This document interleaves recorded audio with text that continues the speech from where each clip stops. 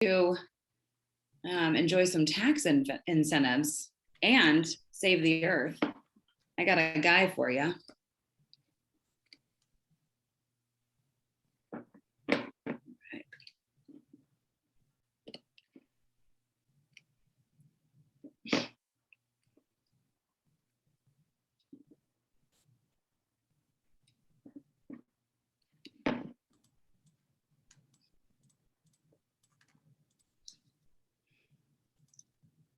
I was trying to wait till 35 or whatever, 5 after, but then it's like the longest 2 to 3 minutes of your life.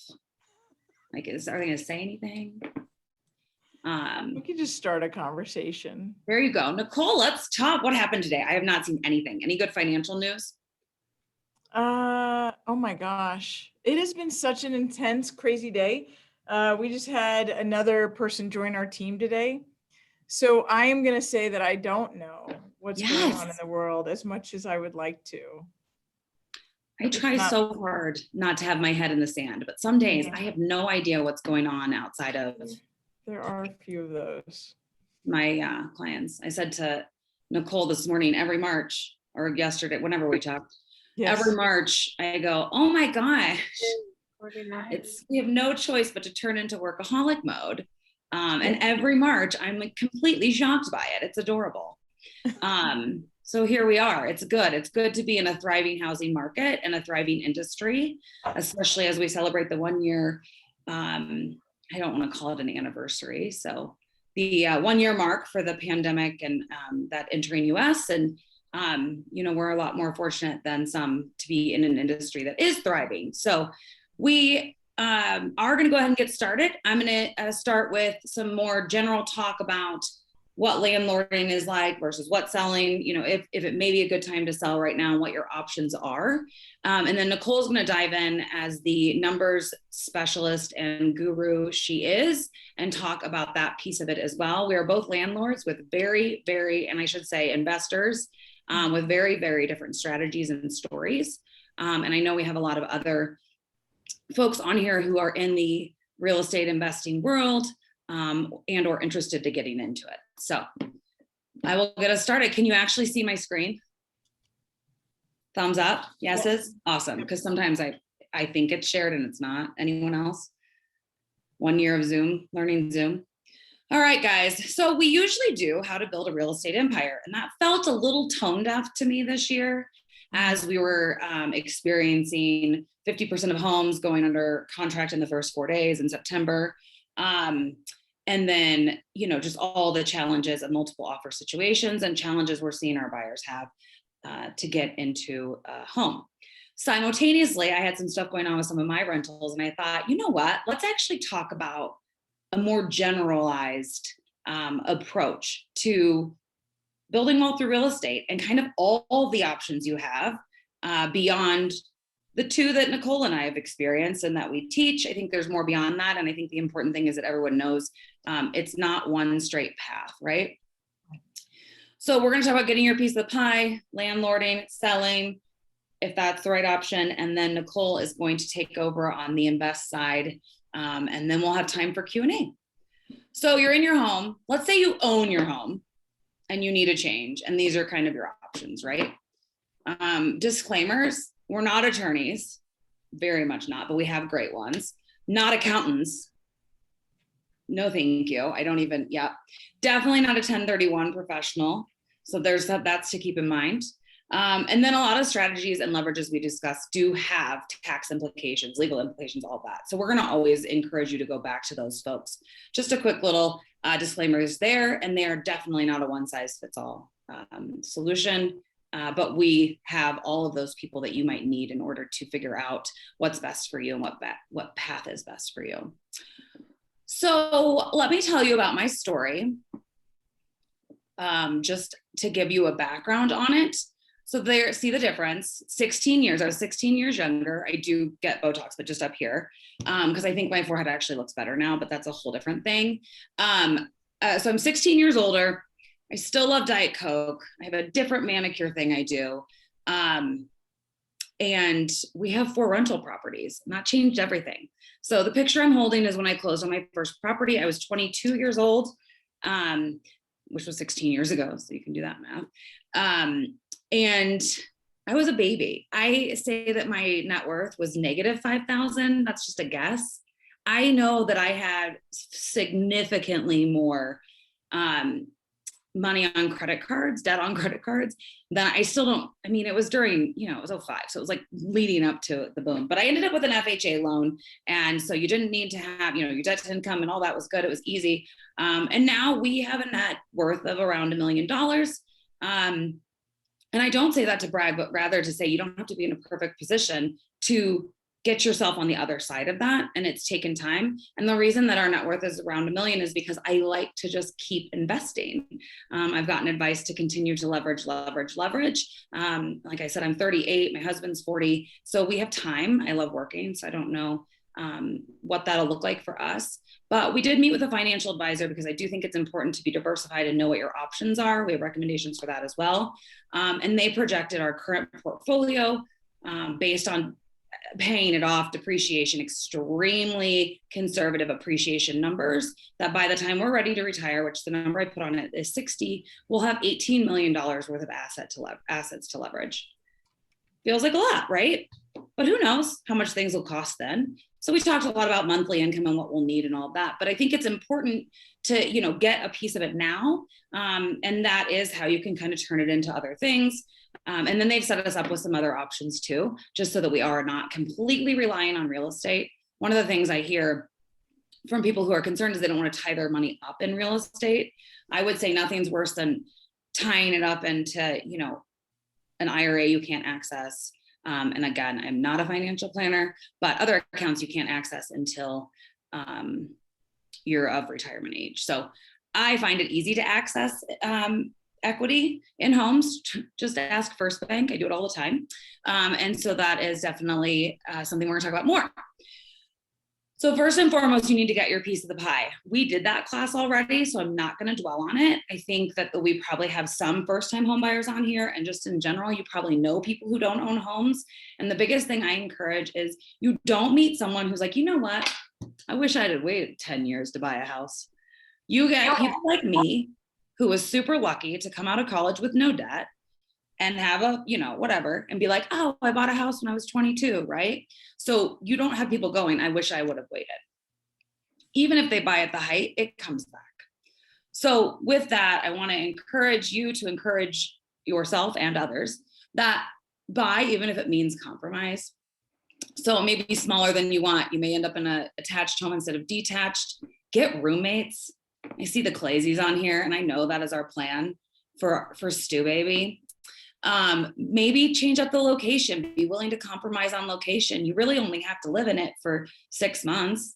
We'll talk about that a little bit too, but you can buy a property as a primary residence and with the intent to live there. And that's all you need to do. Everyone wants 2 toilets.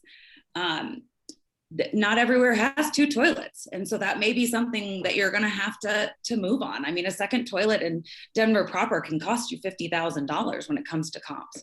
Obviously, if you have the space to install one, it's not that expensive. So yeah, even just the 1 bath to 1.5 bath can be a huge difference and allow you to compromise on the bathrooms, but not on the location. So you get your piece of the pie and here you sit with it. You own your first home. And you think, should I landlord? I can landlord. I got this. Clark, I don't know if she's on yet, but she was like, landlord seems like a harsh job, a harsh title, which I didn't get to talk to her about that today. I don't think it is. We're nice landlords. But anyways, I do consider it a verb. So you are landlording and doing your own place and turning your primary into a rental. So you really need to evaluate it, see if it makes sense as a rental. There's a lot of things that contribute to it.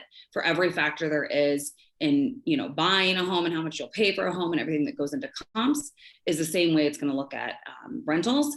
I will say that rental rates are not as when you have a renter come on, they're not getting an appraisal to confirm that home is indeed worth that rent. So you'll see that they're a little bit more sporadic, and so pricing strategy is very interesting there. I follow Brian Buffini, who is a multi-millionaire. He's a real estate coach and he did it all his whole story is he came to America with $78 in his pocket from Ireland. And if you listen to his coaching, you've heard that story at least 1,000 times. But the truth is he has taken care of people his whole life, first in real estate, now as a coach. And he says, you cannot cash flow and appreciate. He's always said it. And then short-term rentals came into play. And maybe you can, right? So that's an interesting factor, is this per night rental that we do now with Airbnb, VRBO, against the, versus being in a hotel situation. So that is where we're seeing where you can have both. So that's something to keep in mind. And obviously that is city by city, county by county regulated, and more common in the mountains. Are you going to direct manage them? Or are you going to hire a property manager? There's times when that makes sense. I'm a huge advocate, and not everyone agrees with me, but I'm a huge advocate in at least managing your own first rental, because you need to know what you're looking for and what the challenges might be to manage someone else managing your rental, right? We talked a little bit about short-term or long-term or somewhere in between. So in Denver, you can do furnished rentals for 30-day minimums without needing a short-term rental license, right? Or you could do unfurnished rentals for the same. I think moving furniture in and out of a place seems like it would do damage that frequently, but that is what a lot of Airbnbs, nightly Airbnbs, switched to once the city started doing more investigating on those of us who had short-term rentals that were not our primary residences, but we knew better than to sign the affidavit that said that they were. So then you got to think, is this place going to be better as a rental, or would it be better to have an owner occupy it? And what leads to that, right? And that's going to be comparing what you can get for rents on it and how it's going to appreciate, combined with what your expenses are going to be, and then any like long-term fixes you may need to do. Or does it make more sense to sell it to an owner occupant? And this question is more prevalent this year than it's ever been, in my opinion. We're hitting a price point in Denver that makes it a lot harder to hold on to a primary residence and go on to buy the next. And so we're talking about this more. And then how do you decide? So there's a gazillion things that go into it. And we're not going to go into all of them because we don't have time for that. But it really is the one-on-one needs assessment, as well as putting together what you kind of want your plan to be. So I mentioned I bought my condo. It's in 5 Points. I still love it. It's a 27th and Stout. I still love it so much. She has so many secrets and so many great memories. That is where my roommate Chihuahua and I lived for 8 years before I moved into a rental with my now husband. And then we bought a house together. While we were pregnant, we decided we would buy a small house in Whittier. And it's a little house. It's a half lot. It's 800 square feet, single family home. Really cute, unique property. I was pregnant, like 8 months pregnant, very obsessed with her. And what did we do? We Airbnb'd it. So we had our family, we had a place for them to stay. And then we Airbnb'd it otherwise. And boy, did she make a ton of money, at least 3.5 months a year, which made up for the other 2 where she really didn't, right? So then we have to switch it to being a 30-day rental. And this is like the warnings about being a landlord. Had to be a 30-day rental. So, okay. So we got somebody in, she was supposed to be month to month. And then the pandemic hit. We were in eviction moratorium, as you guys know, both through the county as well as, nationwide through CDC, though that depends, get the right attorney type of thing. And she didn't have a job anymore, didn't really try to pay. And it was tough. But the city and county stepped up. So we lost 10 months of rent. The city and county was offering some kind of return. Because as a landlord, like a property owner like us, and even for the corporate ones, it's like, if no one's paying us rent, like I like the idea of people not getting kicked out of their homes, but I also like the idea of not having rental owners have to foreclose on their homes, right? So it was no rent for 10 months and the eviction moratorium. And then finally the lease was up. So we were able to terminate based on the goal of selling it. So that was an attorney type of thing. And so I finally get access to this little cutie pie that I loved so much. And this is what the, Airbnb photos were. And then this is what I found. And what you can't see in the photo is the smell. So we went ahead and smoked inside, was her decision, which is always tough on a property.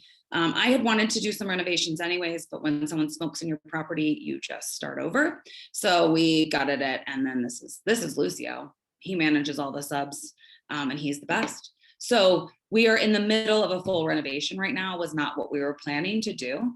But that's something to keep in mind with the properties you're buying.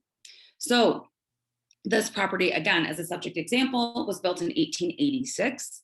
She is, like I said, a cutie. She has all homes to mirror hers, by the way.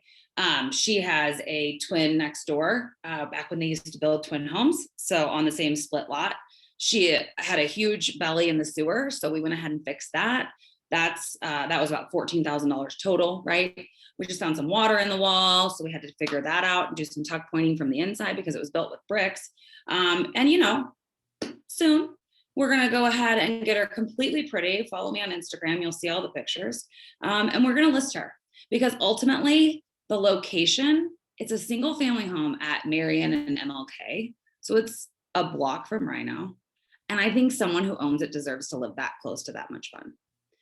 And so I'm going to take that money and I'm going to move it to a different investment that makes more sense for me as an investor.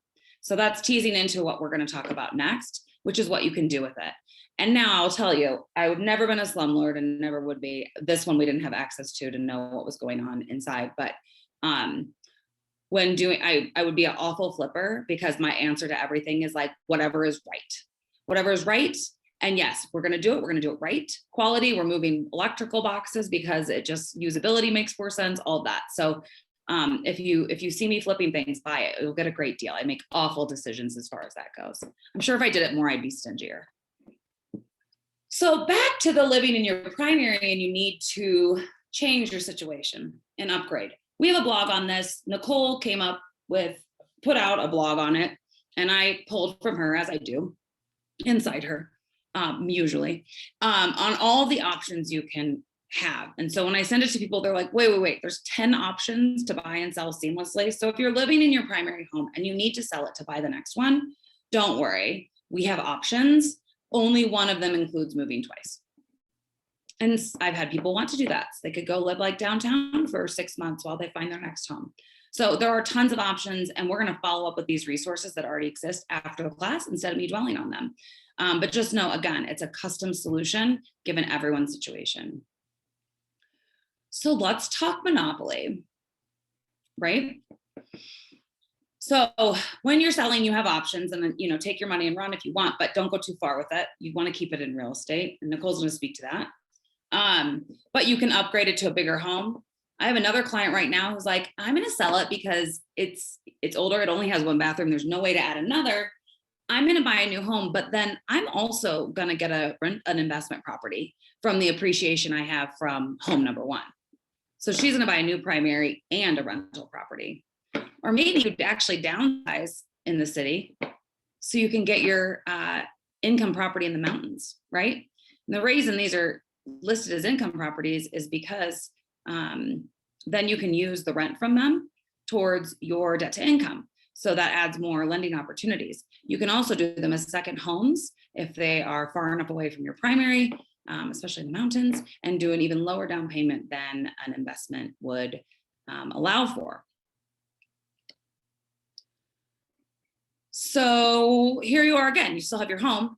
What if you just moved it and you bought a mansion in like, I don't know, Southern Illinois, huge houses.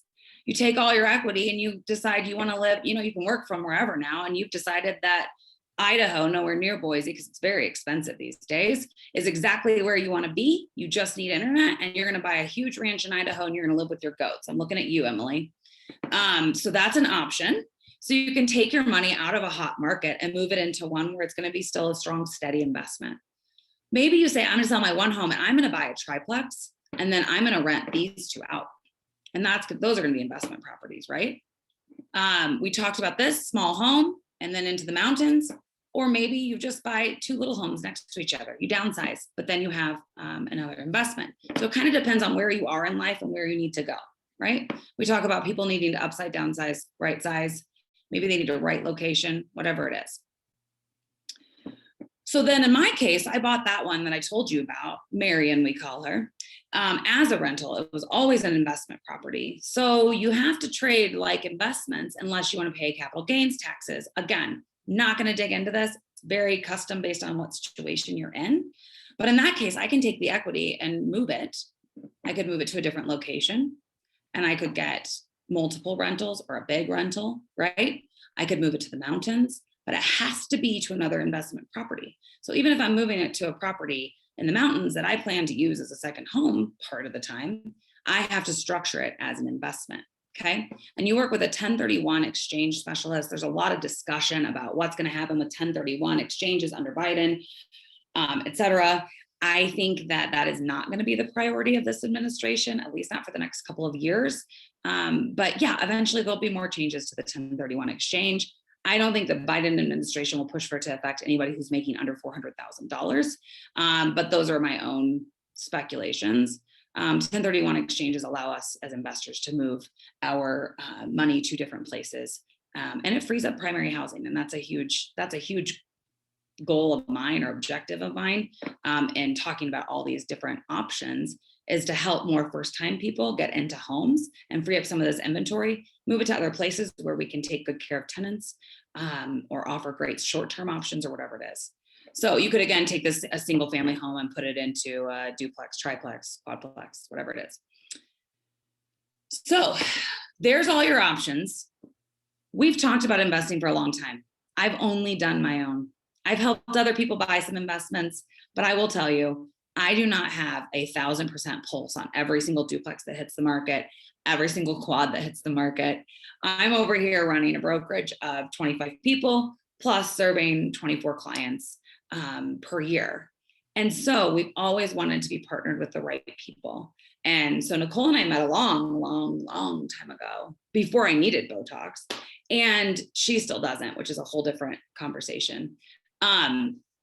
But she and I both were extremely passionate about building wealth through real estate. And I think in time, I've wanted to really diversify who's building wealth through real estate. And that's like kind of our second next level with it.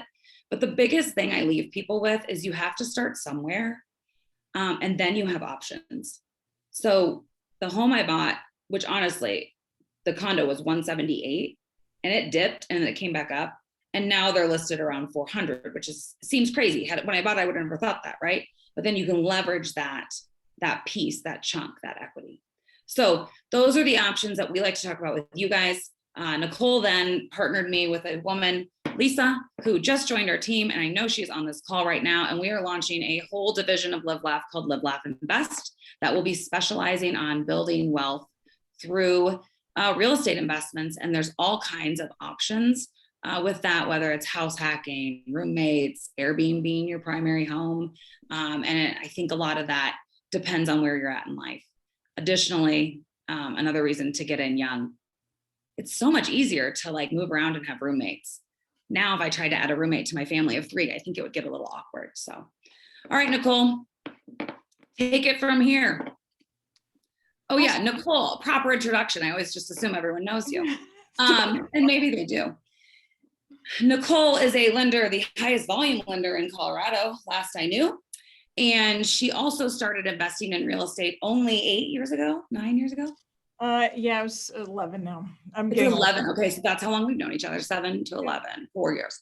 And she has, nope, I don't know this number anymore either, 24 doors. So she took a totally different route in her investments, and then has continued to dive in to learn how to serve everyone's different needs. So she is who I personally lend with. And every time I find a property, I do it completely ass backwards. I find the property I want, I call Nicole and I'm like, how do we make it happen? Yep. And we always make it work. I know. We do. So here she is, Nicole. Take it away. So we're going to jump into some of the investing side. I want to ask if anybody has any questions. I know Lisa Schoen had made a comment that, yes, she can show you how to take advantage of appreciation and cash flow. Does anybody have any questions before I get started? Okay, I'm going to talk then. Okay. So as Lindsay mentioned, I do have 24 doors. I do work with a lot of investors. In my pipeline, I am a lender, so I do all the Fannie Mae, Freddie Mac, FHA, VA. We teach a lot of classes on how to jump in and take your first one. And probably 15% of my pipeline actively is investors, which if you think about that, like I probably do 70, 75 loans a month for our clients. 15% of those, the primary location is Denver. So there are opportunities to purchase investments even today. And everybody's saying, well, there isn't any inventory. And I get that. I do get that. But the traditional investment doesn't always have to be the only investment or even the best investment. Sometimes it's about thinking outside the box. Is there a single family that has a possible ADU or a downstairs basement that you can rent out? I have a girlfriend that bought a cute little English tutor right near Porter Hospital. And she lives upstairs. There's a 2-1 upstairs. The downstairs she converted to a 1-1 and a studio. So she took the basement, and instead of renting out the whole basement, she actually split it up to an efficiency and a 1-1, and she's renting it out to 2 different traveling nurses that work at Porter. I mean, so there are so many opportunities. We have another investor that just found a triplex 6 months ago in Sloan's Lake, bought it for $750. Put the money into converting it to a 4-unit. It's now worth over $1 million. We're doing the cash out and refinance right now, pulling that money back out that she put into the conversion. So you just have to think outside the box. And I know Lindsay's got an incredible team that they keep looking for opportunities, because it doesn't look like it always looked. You have to think differently if you're wanting to invest.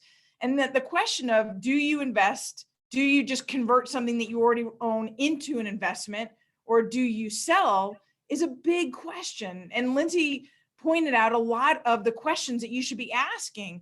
Is this a good investment still? Has it appreciated so much that it no longer might be? Should I convert it to an investment, or should I sell it based on, can I even get enough of a rent roll to cover the mortgage? Or can I take that equity, and instead of having a single family home that might tap out on what I can rent it for, I can purchase a 2 or 3 or 4 unit, or maybe just 2 single families. Maybe it's not a multi-unit. Maybe I just take that equity and I buy 2 other single families that maybe have a rentable space outside the main home. Maybe they have a rentable basement or an ADU or something that capitalizes on additional income.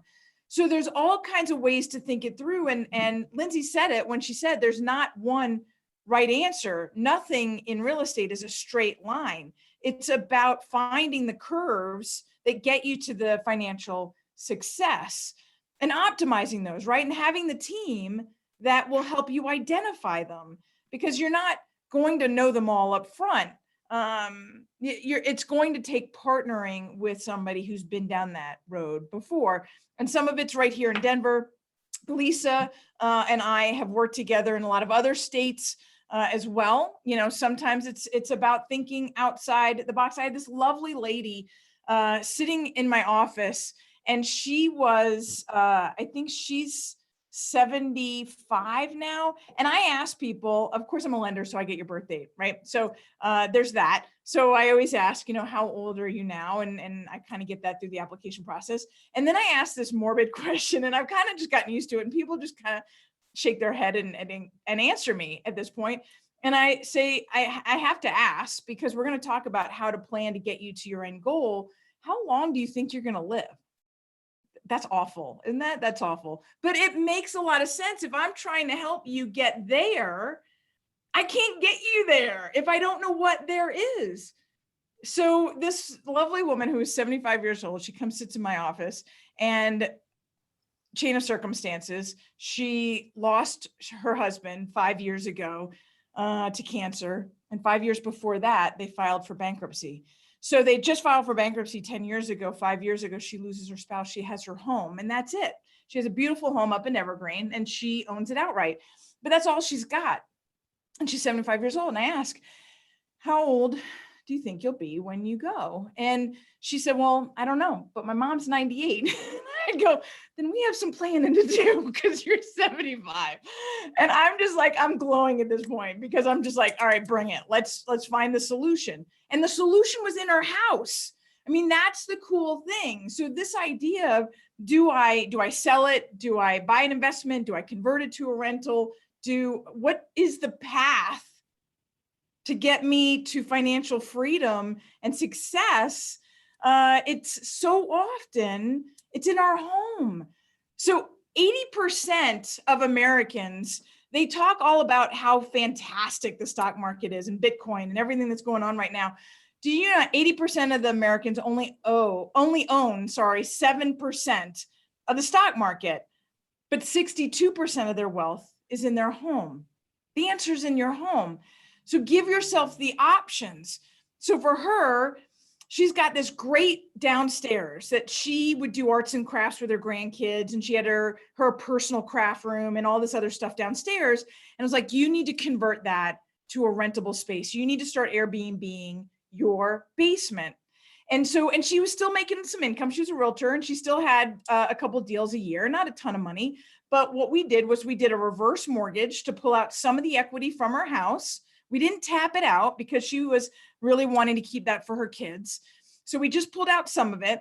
She got she got an Airbnb income coming from the downstairs. She took that money from the reverse mortgage and she went and bought 2 small homes in Ohio. Now, I didn't get a single deal out of this, mind you, by the way, right? So I don't loan in Ohio, or at least I didn't at the time. I own in 28 states today, but I didn't then. But her nephew lives in Ohio, and her nephew could watch those 2 homes, and they were right there in town, and he could help her get them with cash and rent them out and give her the opportunity to earn continual rental income. So we took that money from the reverse mortgage and we gave her consistent income. So between the Airbnb and the 2, this woman was feeling financially stable and secure. So that's not the answer for everybody, but that was the answer for her. And the answer was in her home. So give yourself the options to capitalize on what real estate gives you. Real estate gives you options. That's the bottom line. I can do things like I can cash out refinance tax-free. Once I have an investment that's paid off, it will pay me dividends, right? Dividends. It's called rent checks.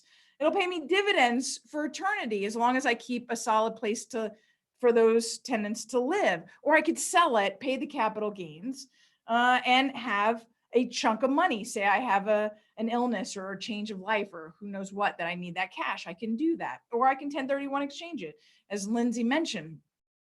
So I'm going to share my screen. Let me see if I'm able. I didn't go. Oh, I can. Look at that. That's awesome. I'm going to share my screen. Just to clarify, Nicole loans in 28 states, not owns. I don't own in 28 states. I only own in Colorado. I loan. Yes, but she loans in 28 states. So if you do know of anyone looking elsewhere, and then also her husband specializes in reverse mortgages. So he does. Maybe this was before then. And then one more comment. At least you ask them how long they expect to live versus when are you going to die. Yeah. So I don't know if it makes it. You're so delicate. I ask it anyway. Yeah. I love how I need a censor. Thank you so much for doing that for me. So here we go. Whatever.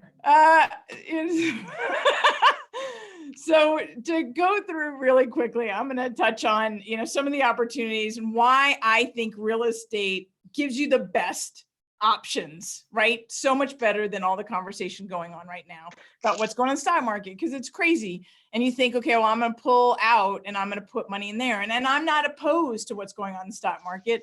It's the gains that we've achieved since a year ago today have been off the charts, and you're making some money in there. But what about diversifying it for the long haul versus the short run?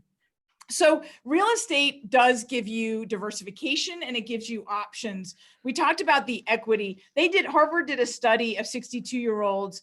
And when they looked at it, those who rent versus those who own, based on equity growth, as well as you change your nature, you become a saver, they were worth 40 times more in their net worth than the renters. The owners were worth 40 times more.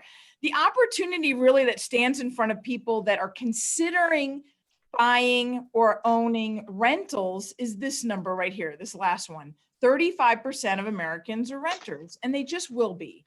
And it's not a bad thing. It just is, right? Some people just will choose never to buy, or they can't buy, and giving them a safe place to live. I don't believe in being a slumlord. Giving them a safe place to live provides an opportunity for them and an opportunity for us as landlords. And people worry about what happens when it dips, right? So what happens in 2007 and 2008, 2009, if that ever happened again? So we actually regained in 2019. So this does not even include the growth that we saw in 2020 and what we're seeing right now in 2021. This stops at the end of 2019. The Colorado market had already regained all of the value it was lost, and homes were worth on average 77% more than when you bought them in 2005. So real estate always goes up. I mean, inevitably, so does the stock market. But when I lose in the stock market, it takes a lot longer to recover. Real estate, especially in the Denver market, goes down very little. In 2007 to 2010, really it was 2007 to 2012, we'll say, we only lost appreciation value 4 years. One of them was 1%, two of them were 2%, and one of them was 11%. We lost value 11% in 1 year, but then we gained it right back 3 years later. So the Denver market is extremely, I don't want to say volatile. It recovers very quickly is the word I was trying to capture, and I couldn't do it. So it recovers very quickly, especially because we're so diversified in our industry, and our net population continues to gain. Now we have technology. We're no longer a cow town, right? So in the Denver, the DMAR 11 county area, we're seeing incredible rapid growth today. So in fact, just in March, we saw year-to-date appreciation growth of 9.4%. So the opportunities in owning real estate, now you look at what the stock market's doing and like, I can make more money in the stock market. Well, yes and no, because the stock market, if I put $1,000 in, I'm only gaining that return on the $1,000 I put in. But in real estate, if I put 20% down, or better yet, if I buy as a primary home and I put 5% down, I still have an asset that's worth the larger amount. So if I buy a $400,000 purchase price, a home, and I only put 5% of that down, $20,000, I still have an asset that's growing based on the appreciation levels at the $400,000 mark, not the $20,000 I put in. That's the benefit real estate gives you. I show this presentation, and it's a much longer presentation. I grabbed a couple slides from it. But one of the things when folks tell me, well, I'm doing really well in the stock market, so I might not want to choose that option. Well, I would tell them that what happens if the stock market tanks the year before you want to retire? What does that look like? I don't know. I don't know if it will, but I know it could, right? I know that there were people that wanted to retire in 2007 or 2008. I know that there were people that wanted to retire in other years when we had stock market crashes. So what does it look like if the year you want to retire is the year we have a stock market revaluation? So if I'm owning real estate, I don't care. I don't care even if the stock market and the real estate market both tank, because the only people that lost money in 2008 were the people that had to sell. As long as I could maintain a place to live, and as long as people were paying rent, then I continued to cash flow and provide income for my retirement, regardless of what happened to the value. And then the value would come back up again. And even if I had to sell it, so say I bought a house that was worth $400,000, I put 20% down, right? And then it lost value, and now it's only worth $300,000, but I still have people paying rent. So now I have something that's only worth $300,000, but I bought it for $400,000. So theoretically, I lost $100,000, right? But all along, those people who are paying rent are paying down my principal owed.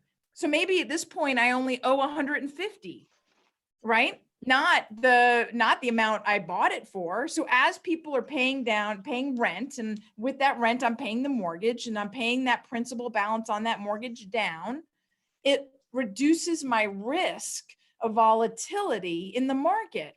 Versus if I have stocks that I put $100,000 into, and now they're only worth $40,000 or $30,000, not only am I about to retire, now I have less to retire on, but that's all I have. It's not putting out cash flow. I have to sell it in order to get that money back out again.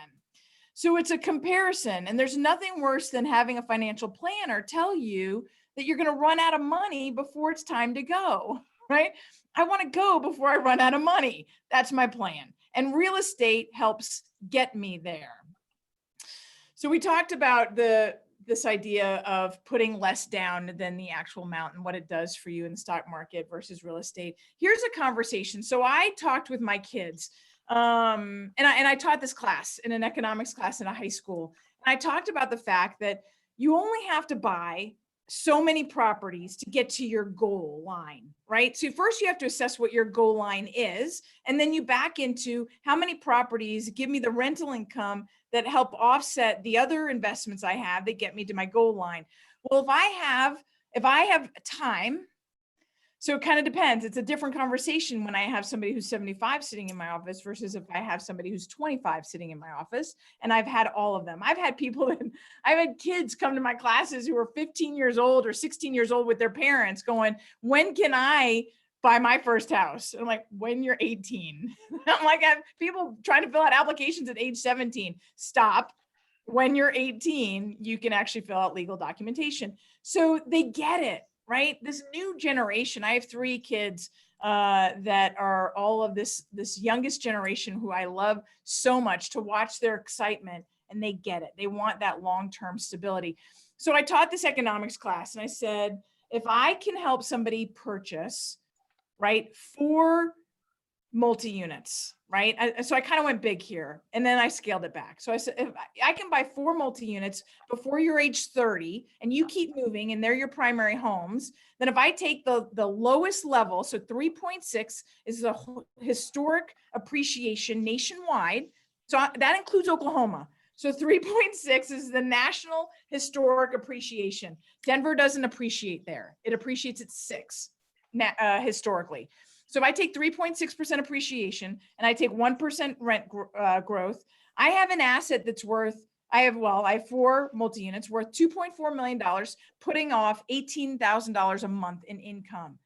You talk about a retirement plan, right? That is phenomenal. It's game changing. We're changing the trajectory of lives, but that was too big. And I get that.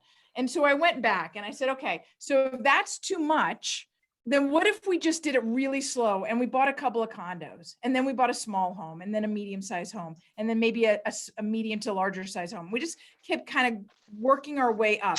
We just put the minimum down on each. If I take those same rules and apply 3.6% appreciation and 1% rent growth, I have assets worth $1.5 million and $10,000 a month in income. That's still game changing. It doesn't have to be the biggest set of numbers. It could just be if I have some retirement money and maybe I have some Social Security funds, maybe I got a pension. Right, my husband's got a pension. He was on the fire department up in Evergreen for 10 years. He's got a tiny little pension that'll pay a car loan. But he's got that, right? And so if he's got a couple little things, and then we have these rental properties that fill in the gap between what we want and what we have. So knowing what your why is, here's my 2 boys, right? And their first homes each. Elijah has a home in Lakewood and Caleb 2 blocks away from Regis University. And then they already want to buy their next one, right? And then their next one, and then their next one. And if they get it, and if I can help them see that dream, then if they can own 3 or 4 properties before they're age 30 or whatever, what if you're 40 or you're 50? I didn't buy my first one until I was 41. So it's not about being an absolute, right? That you have to be a certain age. But of course, I'm not going to lie, time works on our side. So if we can take advantage of that, even better. If we could teach our kids, or if we could teach other people's kids, or if we could just help the next generation come up, even better. But in the meantime, let's also take care of ourselves and make sure that we have that financial stability, because it's about looking at what do I want my 50s to look like? How much money do I need? What do I want my 60s to look like? How much money do I need? My 70s, my 80s, my 90s, what is that going to look like? And how do I help and use real estate to get me there? Because you can plan this out in a way that you can provide stability and security for your decades, right? One of the things that we put together is, and I can share this with Lindsay as well, but we put together a spreadsheet because I believe so wholeheartedly on determining what is the age you want to retire, and then how much income do you need to get you to the lifestyle that you want to retire in, that we put, my husband and I, it's actually my husband did all of it. I don't take any credit. This is the spreadsheet that Peter built that talked about how do I capitalize on what appreciation is, what inflation is, what rents are, and how do they get me to my retirement goals? Because you never want to look like this when you're staring at retirement. And to capitalize on real estate and the idea of buying or selling is what gets us there. So with that, Lindsay, I'm going to pass this back to you and see if you have any questions. Well, thank you. You guys bring on the questions. I love the like kind of Michelle Tanner girl with the like, not Michelle Tanner, she kind of looks like her. A couple of quick things that I just want to note. I hear a lot of people talking about adding ADUs. And so I like to do education around that and have you guys think through that. I think someday, one, we have a density challenge in Denver due to the construction defects laws that were in place. And so that's why everything you see that is with a crane and tall is an apartment rental versus a condo. And so we're going to continue to have the density issues. You can't make more land, right? So with that, I think we're going to get more zoning approved. Right now, we have a lot of zoning for ADUs over here on the northeast side. And then again, pretty like on the southwest corner. So I think we're going to keep getting more and more zoning for that alternative auxiliary dwelling unit is what it stands for.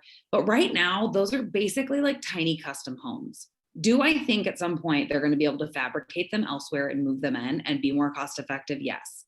But from what I understand from my general manager friends, they were starting at 300. I think you can now do them around 200.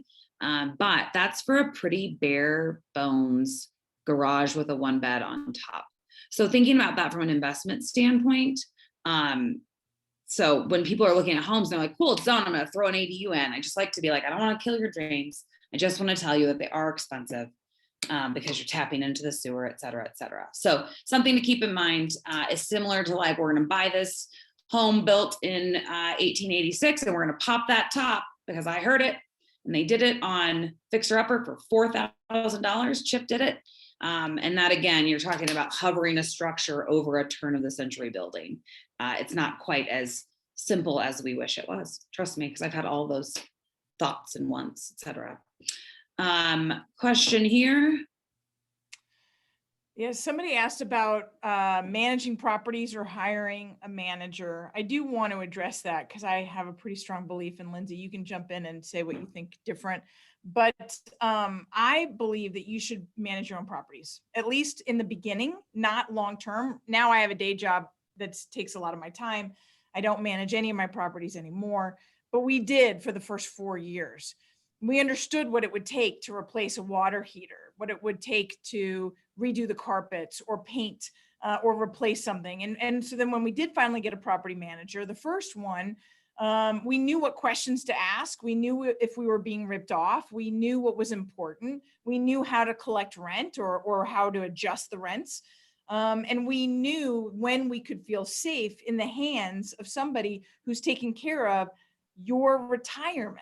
It's your retirement. You have to own it to some degree. It's like telling somebody, and a lot of us are guilty of this, right? Is handing all of your assets over to an investment manager and saying invest. Well, this is kind of like the same thing, but if they go awry and they don't check on it and it floods or something happens or tenants steal everything from it, you're the one that is left kind of holding the bag. So I believe in knowing and hiring a very good property manager, but you don't know a good one until you've done it a little bit yourself. So I believe in starting it out on your own. And Lindsay, I agree with that. We will never, if any of the agents in here want to weigh in, we will never do property management at Live.Laugh.Denver. I think it's really hard to do really well. And we do have a couple of referrals of who does do it well, and we're happy to pass those on. And then Nicole, I have the same stance as you. I think it's important to have done it you can't completely abdicate anything. And that comes to property management too. So to be able to delegate, you have to still check in on what you expect, inspect what you expect. And so you don't know what your expectations are without that. Did you mention you would share that spreadsheet? Yes, Nicole, we'll send that spreadsheet out, or we'll get you the contacts so you can send out your own. I feel like we're about ready to hire a property manager. My husband does it right now. He would tell you we're completely ready. I would say that he can keep doing it for a little longer. Recommendations for a good real estate accountant. I think it really depends on like your total financial scene as far as what makes sense for an accountant. But we definitely have lots of options with that. So if you have kind of specifics, we have multiple, but then we also own multiple businesses. And so we go with a small business accountant. A lot of other accountants can deal with secondary rental properties and all of that pretty easily. And then you don't have to pay necessarily that small business premium. Delia asks, which is better to invest in, land or a house? I have opinions. I think that lands you can buy now anywhere close to Denver Metro is going to be extremely expensive. And so a lot of times there's a reason it's available. And that is that you either can't reach it from a street, which was one I saw in Southwest Denver. There's no way to access it. So that's a little hard to buy. And then, yeah, you have to then make sure you have water to it and all that. So there's a lot of variables that go into it. I personally find that it's better to buy homes, but I'm in the metro area. So I don't know. There might be areas outside of major metroplexes where it does make sense to invest in the land because, you know. Oh, Erie.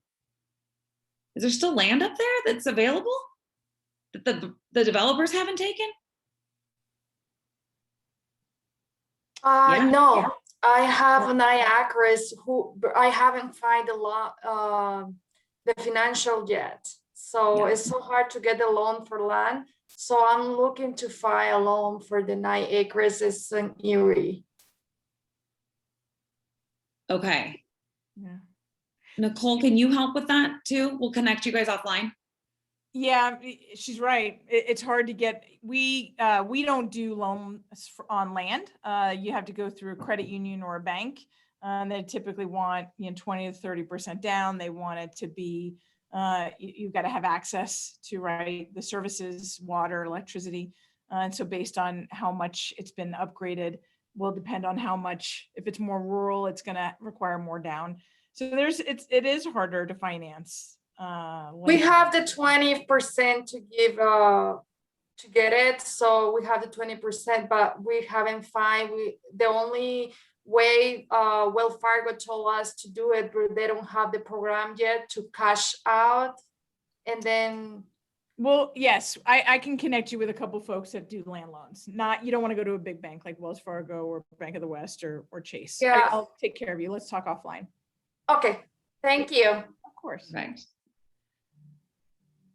AJ mentioned Fair Play, and I know Tracy actually watches the land up there a lot. So that's an interesting, Well, I mean, Denver's about to connect to Pueblo, right? I mean, we're already basically connected to Colorado Springs, like anywhere in between places where there's adjacency enough to get other places will develop. That's what I believe. And Clark and I were talking about population density earlier and her one-on-one, and it's true. I mean, there's so many people and not enough land. And so it will eventually find all the land. And that's how the country was established, right? Amanda says conifer too. And then, it's the development piece of it, how quickly and easily you can tap in. And then how often in today's real estate market are people getting homes only putting 5 to 20% down? That's a good question. A lot. Yeah. I'm financing them. I'm just going to say, I know for the realtors on this Zoom call, it's hard. I get that. It is. But I have 3 under contract that are VAs with no money down right now. I think it depends on what they're fighting for. It depends on the seller, on if they want to take it. I think it depends on how desirable that particular house is. I mean, it's a struggle, there's no doubt, but I wouldn't give up on them. It depends a lot on the agent too. Yeah. And I mean, obviously we work really hard here to always be sharpening our tool set. And I know that Nicole works with mainly amazing agents, although I'm sure I could pluck a couple out that aren't. I'll have to go through her list. But the big thing is a lot of times it's just how they're being marketed financially. And that is what we rely on the lenders with. Nicole and I actually talked about doing some kind of video or something for listing agents on don't be against VA loans. Like there's nothing wrong with a VA loan. So yeah, we're seeing it, we're doing it. And then, you know, a lot of times people say I have 20%, but I'm only putting 5%. And so we get to advertise you as having that 20% because you do have that cash in place, even though you're only putting 5% down because money is so cheap right now. And that's what makes sense. Great. Can I still write off my mortgage interest on a rental property that I put into an LLC? So you write off the mortgage interest and all the other expenses plus depreciation against the income in the LLC. And it's so you have two choices at that point. Does the LLC do its own tax returns? And then it's just a K-1 income that flows through to your personal, like self-employed income. Or even if it's in an LLC, you can put it on your Schedule E, which is just a page in your tax returns where you do it just like you would if it wasn't in an LLC. So I have borrowers that do both. Either way, the mortgage interest gets deducted along with taxes, depreciation, expenses, and a number of and insurance against your rental income. So you're able to deduct quite a bit before you have to pay taxes on that net rent. The last tax reform was very favorable towards investors versus owner occupants. And I was smiling and smirking because I think that Nicole knows my taxes better than I do. Because I literally like go through them very quickly with my accountant, sign them, and then I send them to her to put in my file for when I decide I want to buy something next. So that's the intelligence this woman has. We have a question about 3D homes construction that's starting to pop up around the country. I see a lot of rumors of it. I would love to see more of it and affordability and reality there. I think that it's lending that's a problem, insurability that's a problem. And so that's going to take a while. Even when you think about a manufactured home or a prefabbed home, we have different requirements there. And so that would be my thought, Nicole. I agree. I mean, it's the same hoops we had to jump through with mobile homes to manufacture. Now modular is like a stick build anyway. It's like those log cabins were the first kind of modular homes where they would truck them in by the wall and then put them together like a kit home. So depending on how the 3D is fabricated, it will go through a period where it will be evaluated and assessed. And at some point, Fannie Mae and Freddie Mac and Ginnie Mae, which is FHA and VA, will assess whether or not that's a viable home that has longevity. They're looking at lifespan. Does that home have a 30-year or 60-year lifespan? Or is that lifespan shorter, which is the problem with mobile homes, and which is why you can't get traditional financing on a mobile home because of the expected lifespan. And so those end up depreciating versus appreciating.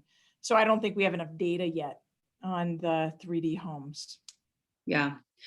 Another thing I love to just talk about is the history of like prefabbed or manufactured or catalog homes. Even the idea of efficiency around building is not new, but it just takes time, right? I mean, you used to be able to order a house from Sears, the catalog, and they would ship you everything you need to make it, and you would build it yourself. It's basically like Lincoln Logs, I'd imagine. It was just a DIY kit. I'm kidding, but that was something that you could do then. Even when you look at the way big developments are built, it's the same idea. It's the reason you don't get to pick to not put up a backsplash if it comes with a backsplash. Spec building is all about efficiency. So I see that we'll probably have, and that's what I talk about when I talk about ADUs, there has to be a more cost-effective way to add an additional unit, and that could come in the form of prefab. Printer homes, that's a little solar system for me to understand exactly how that's going to hold up long enough for a loan. You could end up having to get more of a personal loan for something like that. All right, guys, we are at that mark. I will stick around for questions. And AJ, great question. We'll end it off with this one, but I'll stick around. I'm sure Nicole will too for a couple minutes. What were the stipulations to not incur capital gains tax after selling a house? Is it investing a certain amount of the profit within a certain amount of time? So long as that was your primary home, or you lived in it for 2 of the last 5, you do not have to pay capital gains taxes if you are an individual who has made less than $250 on the home, or a married couple. It's still only at $250 and $500, right, Nicole? Mm-hmm. Yeah, right. that should go up. Yeah. So you don't actually, you could just, if you live in a primary home, you buy it for 300, you sell it for 450, you could just walk away and take the money, not pay capital gains taxes on it at all. Capital gains is once it hasn't been your primary property, or if you're making more than that number, I said 250 for singles, 500 for married or partnered, legally partnered, right? Yeah, but you can then 1031, what the question also was, can I reinvest it, which you were talking about earlier, and you can, and there's very strict timelines around how long it will take you to identify that home and then how long it will take you to close on that home. And so you'll definitely want to engage with a 1031 exchange advisor, which I'm sure Lindsay's got some folks, I know I've got some folks that will help guide you through what are those timelines, because especially in this market where it's a little bit harder to get a home, you want to make sure that you have that investment that you're selling kind of put like on the ready, but you might not want to actually list it because you'll know that it will sell quickly until you have another home identified. So that might be a strategy that you'd want to work with your real estate agent on and your 1031 exchange. Unless you're pulling that money out and putting it in, you can put it in not only real estate, but you can move it into commercial, you can move it into apartment buildings, you can move it into real estate investment funds, REITs is what they're called, real estate investment trusts. And there's real estate investment trusts specifically set up for people that no longer want to own investments, but still want to be in real estate. You can put it into a REIT and move that money over with a 1031 exchange and not have any capital gains. Or you can buy that rental, rent it out for a year and a day, and then maybe it's your forever home and you can move into it and you'll never pay capital gains, and it can then be. That is Nicole's favorite tip. It really The other thing I think of is if you're like upsizing, yes. Like we were in our first home and then we upsize and then we upsize and then we just downsize the same way and we get that occupancy each time. But you could run into issues with the height. But yes, I mean, my like goal in life is to now, which is different than Nicole's original goal, is to have a condo downtown and a place in the mountains for retirement. And so I'm like, cool, we'll just buy them both as investment properties and then eventually move into them and occupy. Yep. But you do have to put the whole thing in. That was one of the other parts of that question. You can't skim some off the top because then that's taxable. Everything that you sell at any profit has to go back in.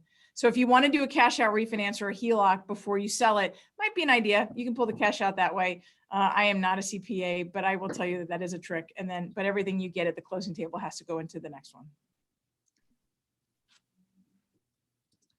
And it has to be of higher value, right? I think that's what I'm told. A higher, you have to put in, yes, you have to add to it, but it doesn't have to be of a higher value. I have a guy that sold a fractional, he had fractional ownership of a commercial building and he bought a little single family with it. You know what, I'm going to divert to 1031 exchange advisor. Yeah. That's a good question. I'm going to have to go look up now. I think you have to tick up, but yeah. I have to go. And Lisa's saying yes. So you got to tick up, okay. Which is, you know, challenging. But maybe it was just his ownership value was less than correct, because he was partial. Yeah, I bet that's what it was. And you do get to write things, you know, off. You get to deduct from what those costs are. But again, it's a 1031 exchange detail for sure. Heather's asking, is it better to have an LLC as a holding company for other LLCs? I would definitely advise talking to an attorney about that. We have an LLC for each of our properties. And then they are under the trust. So there's a lot of different ways attorneys, estate planning attorneys, business attorneys have recommendations as far as that goes. And that is definitely one of those one size does not fit all. Yeah, I would definitely put. I don't have a holding LLC either. You what? I don't have a holding LLC either. We have a trust that we put them all in. Yep. Yeah. Protects them. Definitely put it in an LLC though. Yes.